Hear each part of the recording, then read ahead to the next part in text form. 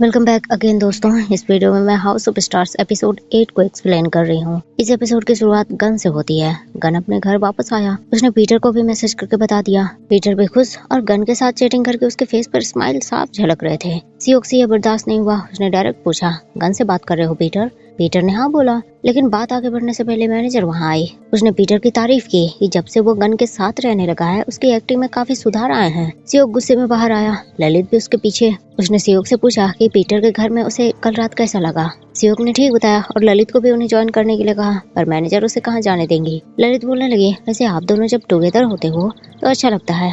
आजकल आप दोनों के बीच थोड़ी दूरियां दिखने लगी है। कोई प्रॉब्लम है क्या? अगर है तो आई थिंक आप दोनों को डायरेक्ट बात करनी चाहिए।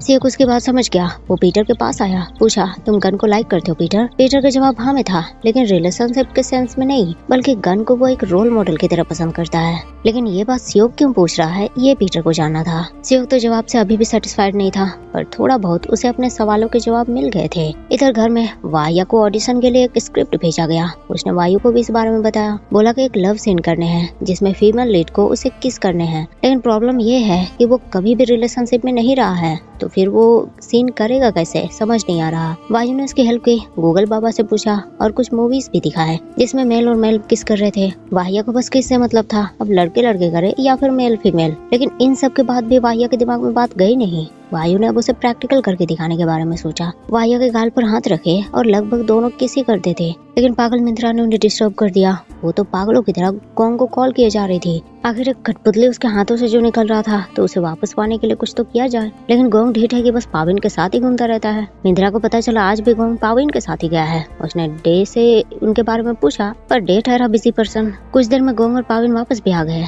और सामने भूखी चुड़ैल बैठी दिखी। मिंत्रा दोनों के आते ही उसकी चुड़ैलों वाली हरकत शुरू हो गई। पाविन को जो फैंस से गिफ्ट मिले थे उसे बुरी तरह मिंत्रा ने फेंक दिए। उसे गार्बेज कहा। पाविन को बहुत बुरा लगा। उसने भी सुना दिया, देखो मिंत्रा, ये जिन्हें तुम गार्बेज कर रही हो ना, वो मेरे फैंस के द्वारा भेजे गए प्यार है मेरे लिए, और ये सब मेरे लिए बहुत मैटर करता है। मिंत्रा को उसकी बातों से क्या फर्क पड़ता है, कुत्ता भौंके हजार, हाथी चले बाजार। उसने गोंग को बोला, गोंग, मैंने बहुत कोशिश की हमारे रिलेशनशिप को ठीक करने की, पर तुम हो कि मानते ही नहीं। गोंग ने भी उसे सच सुना दिया। देखो मिन, तुम चाहे कितनी भी कोशिश कर लो, पर मेरे मन में अब तुम्हारे लिए कोई फीलिंग्स नहीं है, और अभी जो तुम ये सब हरकतें कर रही हो वो मुझे पाने के लिए नहीं, बल्कि अपने रेपुटेशन को बनाने के लिए कर रही हो। एक गेम जीतने के लिए कर रही हो तुम ये सब। मिन को सच बड़ा कड़वा लगा, पर पाविन को ये सुनकर बड़ा सुकून महसूस हुआ।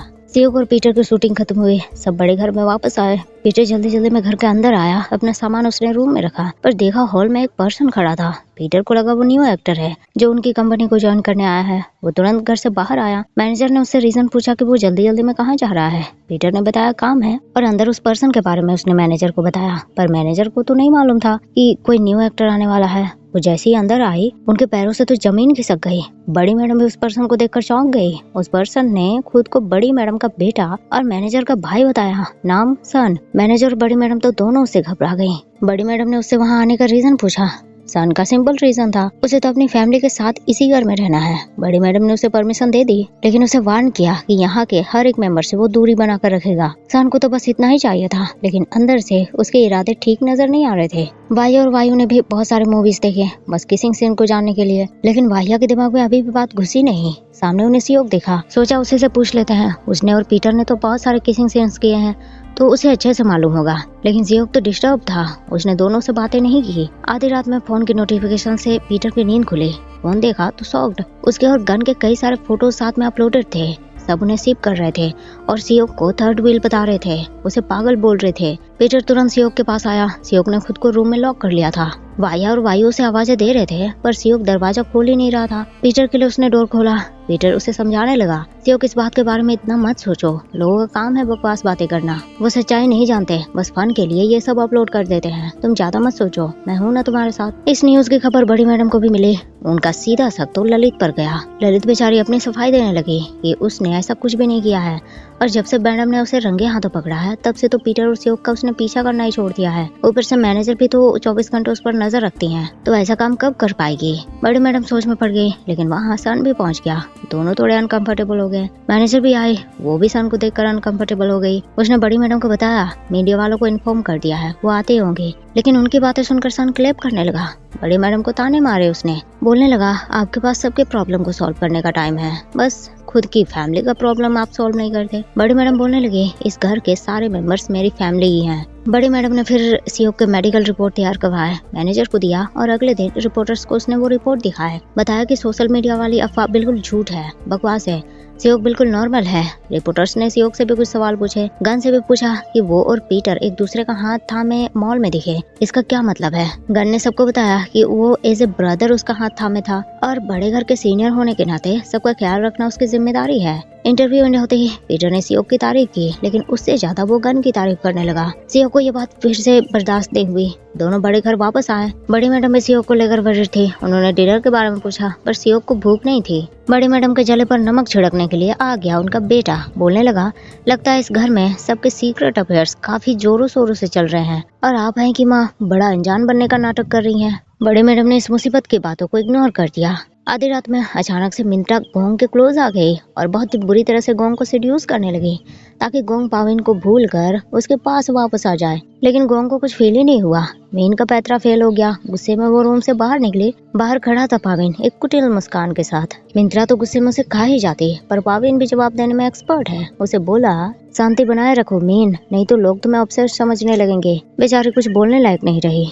सीओ को अपने भाई से मिलने हॉस्पिटल आया। उसने तो बस पीटर को साथ चलने के लिए कहा था, पर गन भी टपक पड़ा। सीओ को ताना मारने लगा, आपकी शूटिंग नहीं है क्या? और अगर नहीं है तो आई थिंक आपको रेस्ट करनी चाहिए, यहाँ आने की जरूरत नहीं थी। गन के पास इसका बढ़िया जवाब था। बोला, मैं तो बस यहाँ बड़े घर के रिप्रेजेंटेटिव के तौर पर आया हूँ। तीनों मिले सीओ के भाई सीन से। सीओ ने उन्हें बताया, गन की तरह सीन भी बहुत बड़े एक्टर बनना चाहते थे, लेकिन वो पूरा नहीं हो पाया, इसीलिए मैं एक्टर बना ताकि उनके ड्रीम को पूरा करूं। ये लगभग 7 साल पहले की बात है। एक एक्सीडेंट में वो अपने दिमाग का संतुलन खो बैठे। इन्हें हर जगह बस एक ही इंसान दिखाई देता है। अब रिसेंट में इनकी हालत थोड़ी ठीक हुई है, लेकिन ये सब बातें सुनकर गन भी शॉक्ड हो गया। 7 साल पहले उसने भी एक बहुत बुरी तरह से एक्सीडेंट किया था और अब उसे वो धुंधली यादें ताजी होते नजर आ रही थी। उसने देखा था कौन से लतपत यही सीन तो रोड पर पड़ा हुआ था। वो तुरंत बाहर आया। उसने बड़ी मैडम को कॉल किया, उन पर चिल्लाने लगा, आप जानती थी ना 7 साल पहले मैंने किसका एक्सीडेंट किया था? बड़ी मैडम का जवाब हाँ में आया। बस गन का गुस्सा और बढ़ा। उसे खुद पर बहुत गुस्सा आने लगा कि एक इंसान की लाइफ उसने पूरी तरह से बर्बाद कर दी और बड़ी मैडम ने उसे इस बात से अनजान रखा।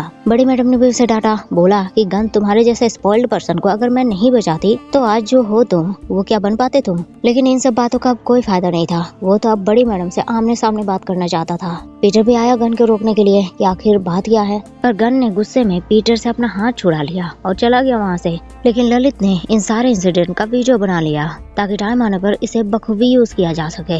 इधर बड़े घर में मिंत्रा ने तो हद कर दी। जब देखा गोंग को वापस पाने का कोई तरीका नहीं बचा तो वो वैम्प वाली हरकतों पर उतर आई। खुद ही अपने ऊपर प्लेट्स फेंके, खाना सब फेंका, खुद ही अपने आप को नुकसान पहुंचाया और खुद ही चिल्लाने लगी और ब्लेम सारा पाविन पर डाल दिया। और बेवकूफ गोंग ने उसकी बातें मान भी ली। पाविन पर ही शक किया कि उसने मिंत्रा के साथ बदतमीजी की। पाविन इस बात से बड़ा दुखी हुआ, पर क्या कर सकते हैं, एक वैम्प और दूसरा बेवकूफ बेचारा दोनों के बीच फंस कर रह गया।